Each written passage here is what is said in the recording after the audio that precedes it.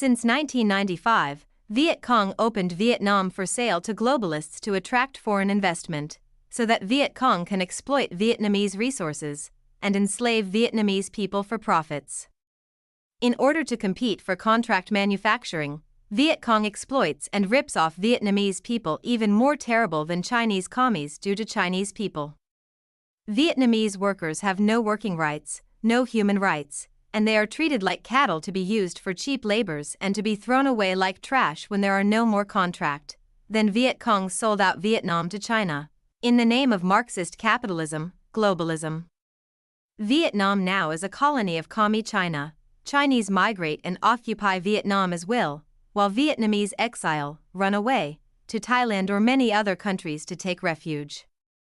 Since 2020, Chinese commies launder contract manufacturing companies to Vietnam in order to avoid American tariffs. The so-called free market economy is a fancy name for economy colonialism, or neocolonialism.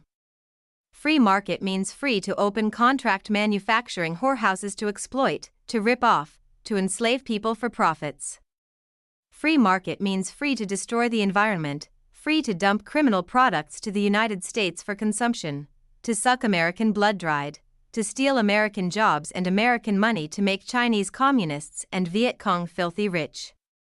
All of what you see in China and Vietnam are not of Chinese and Vietnamese.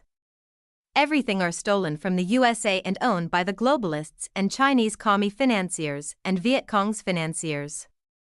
Nothing owns by Vietnamese except a few Vietcong's dogs and the wicked rich. Vietnamese people are still poor and underdeveloped.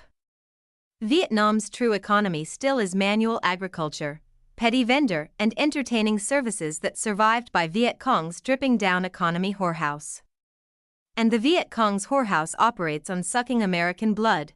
That is why when President Trump chops off Vietcong's tentacles, Vietcong's economy whorehouse will die. Since 1975, the Republic of Vietnam, South Vietnam, still is a thorn in the throat of the Chinese dogs Vietcong. And after 50 years, they still haven't been able to swallow it.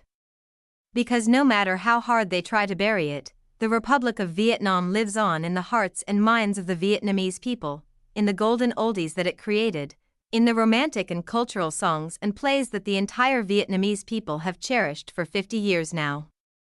The Republic of Vietnam still lives on because it represents the true Vietnam, with its 4,000 years of culture and history. Vietcong is not Vietnam, it is a vassal of Communist China, an international communist puppet without culture, and sooner or later, the Vietnamese people will drive them back to China. Vietcong has always deceived the US. Since the 1990s, using Vietnamese people, Vietcong begged for US economy favors, and then Vietcong exploited the US and the overseas Vietnamese terribly ever since. Over the past 4 years, 2020 to 2024, Vietcong's economic exploitation became more profitable because of commie Joe Biden, an illegitimate president implemented the TPP trade accord, concocted by communist Barack Hussein Obama to expand contract manufacturing whorehouses to third world countries in the Pacific, to complete the total destruction of the US economy. Also, Chinese communists moved their contract manufacturing companies to their colony, Vietnam, to avoid tariffs so that they can continue their economic exploitation of the US. Now President Trump is back. The US isn't so foolish that it let the Vietcong's economy whorehouse replace the Chinese economy whorehouse. Vietcong will try any guile and trick to deceive the US again and again, but even the colossal Chinese economy colony collapsed. How can the Vietnamese cheap imitated tiny economy colony stand and continue to suck American blood? Every Vietnamese who learns history knows that, whatever happened in China, sooner or later, happens in Vietnam, so its demise is inevitable. Vietcong is not developing Vietnam. They are only developing a brutally exploitative economy whorehouse, which is a carbon copy of the Chinese model that serves foreign capitalists to enrich the communists. But Vietcong economy whorehouse is even more brutal than the Chinese counterpart because it exploits the Vietnamese people more ruthlessly than Chinese commies do to Chinese people in order to compete for foreign investments. The US is not too foolish to target the Chinese economy whorehouse with tariffs without realizing that the Vietcong country is a colony of China used for tariff evasion. Look at the list of countries that the US is imposing tariffs on. We see that Vietnam ranks third after China and the EU.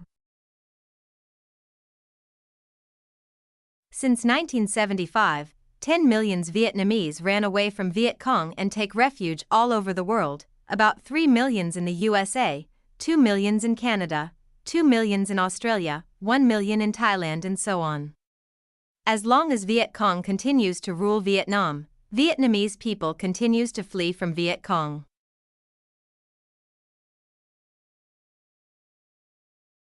Why do Vietnamese people keep running away from Vietnam? Those who come back to Vietnam are the ones who already got incomes from other countries. They just went back to enjoy sharing with Vietcong to rape the Vietnamese poor. All of the junky bullshit about how wonderful Vietcong country is for the ruling class only. Vietcong economy whorehouse created a bourgeois class who live off blood of the terribly exploited poor who toiled away in many bloodshop contract manufacturing slaughterhouses to make money for its class. They, Vietcong, get rich by sucking American blood, and their economy depends completely on contract manufacturing slavery. They sell out the country for globalists, mostly Chinese red capitalists, for profits. They sell out Vietnamese people for cheap labor exports organized by Chinese commies worldwide.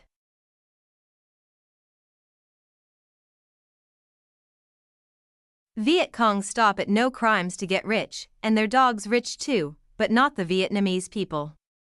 Why don't all the poor run away? Because they have no means to run away. Since the end of the war, the majority of Vietnamese people must receive charity money from overseas for survival. At first from the refugees who successfully ran away, then from the Viet Q, the title that Vietcong branded their former enemies who ran away from them, to lure them back so that Vietcong can suck their money in the lucrative business of tourism using old country of Vietnam as a bait. Vietcong country is like a prison. Isn't prison more secure, more stable, and even more well-fed than a flea market? But for who? Of course for the guards and the jail masters, because they own the prison, and they have guns. How dare Vietcong boast about their prison? Vietnamese should not live under such a thuggish communist evils like the Vietcong.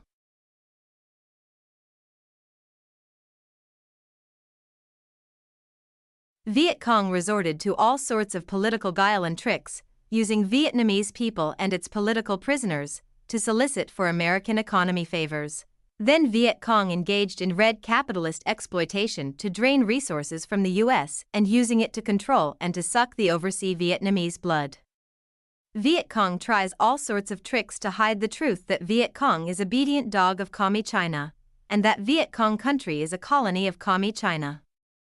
Vietcong is too evil that it can fool the US and the whole world for too long. Also, Vietcong have too many cronies all over the world. It is very difficult to liberate Vietnam from Vietcong.